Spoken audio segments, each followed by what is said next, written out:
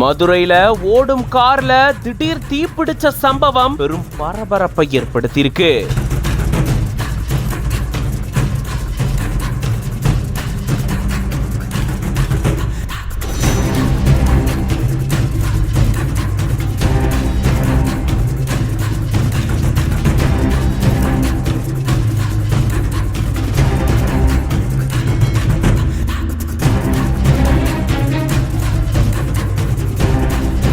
மதுரை மாவட்டம் சோழவந்தான் பகுதியை சேர்ந்தவர் கண்ணன். மதுரை பைபாஸ் சாலையில விஓசி பாலத்துக்கு கீழே தன்னுடைய காரை பழுது பாக்குறதுக்காக ஓட்டிட்டு போயிட்டு இருந்திருக்காரு. அப்போ திடீர்னு என்ஜின்ல இருந்து புகை கிளம்பி இருந்திருக்கு. அதுக்குள்ளேயே கொஞ்ச நேரத்துல தீ மளமளன்னு கார் முழுக்க பரவி எரிய ஆரம்பிக்க உடனடியா காரை நிறுத்திட்டு கண்ணன் வெளியே இறங்கி இருக்காரு. அப்போ அக்கம் பக்கத்துல இருந்த மக்கள் மணல் தண்ணீரை ஊற்றி தீய அழைச்சிருந்திருக்காங்க.